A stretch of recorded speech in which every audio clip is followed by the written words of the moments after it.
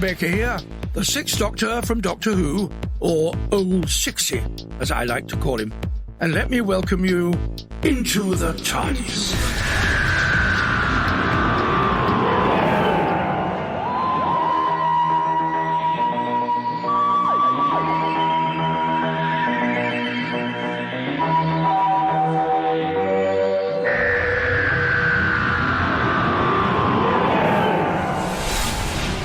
Not many have the privilege to travel in the TARDIS, but as an actor, I did on television in the days of classic Doctor Who. And now, I have played the Doctor on audio for over 20 years in productions officially licensed by the BBC and lovingly made by Big Finish Productions.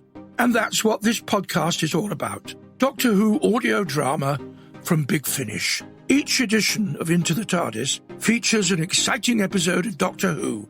Last time we featured part 1 of Energy of the Daleks, and now the wait is over as we find out what happens in part 2 as the Doctor faces his greatest foes.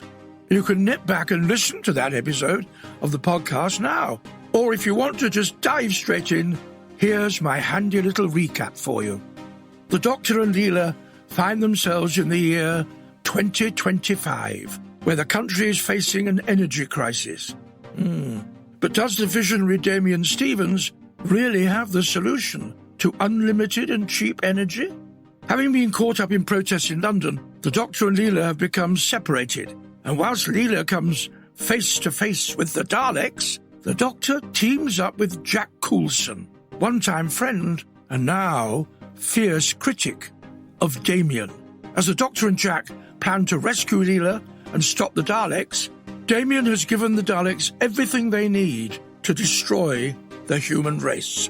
Now, keep an ear out for one of Big Finish's most prolific writers playing a Robo-Man, and also for some wonderful sound design from Andy Hardwick, which adds a touch of nostalgia to the Dalek guns when they fire.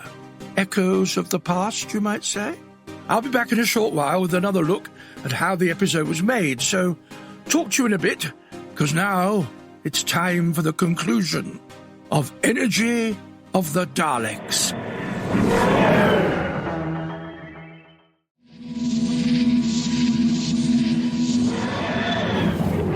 The Daleks might be able to harness the power of the sun, but there's one power they just never seem to understand. Friendship. The Doctor and Leela, and Damien and Jack, meaning that once again, they failed. Rehearsing with Daleks in my day was a pain, because you'd rehearse in the rehearsal rooms at Acton, no longer there. So you get the actors sitting in the skirt of the Dalek, trundling around, but as soon as you got in the studio, the top went on, they couldn't see where they were going. There were sharp bits inside which were sticking into them, and you'd hear muffled imprecations coming out from inside as they got stabbed by a sharp bolt. And of course they couldn't go faster than a slow amble. So you could actually stroll away from a Dalek in real life, which meant you had to do a lot more acting because you had to pretend that they were fearsome.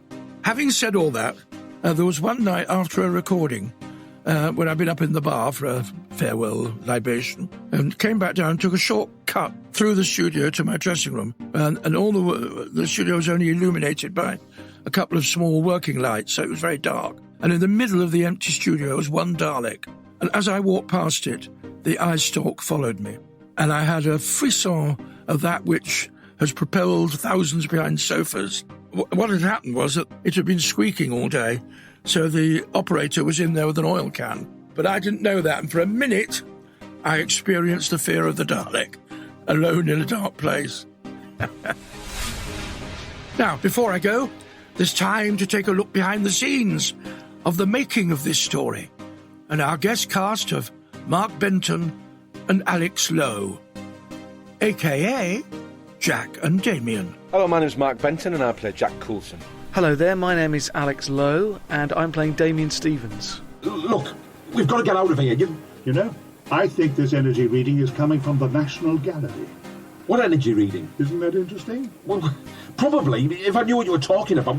The nice thing for me is obviously I think everybody has their own doctor, and my own doctor's was John Pertwee into Tom.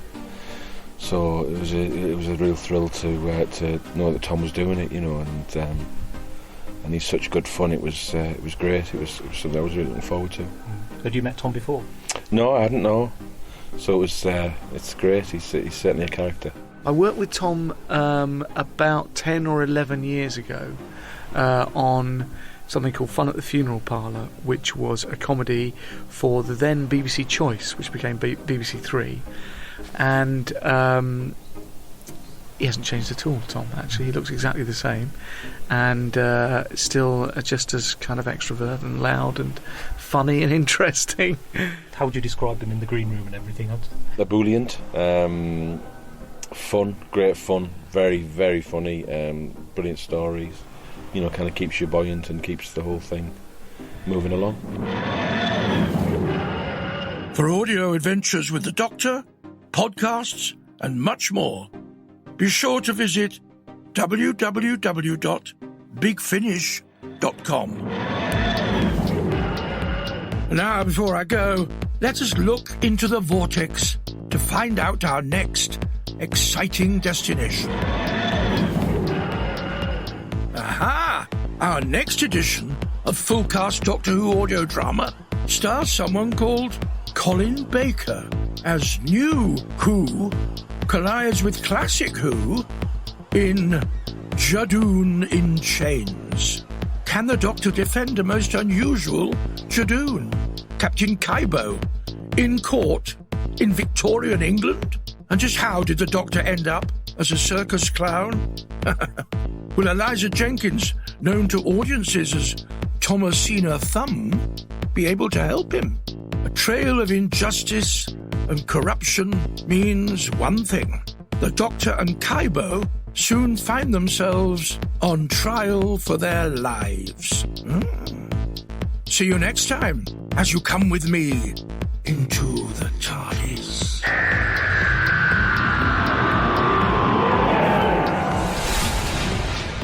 You've been listening to Into the TARDIS, hosted by me, Colin Baker, and produced by Ian Meadows.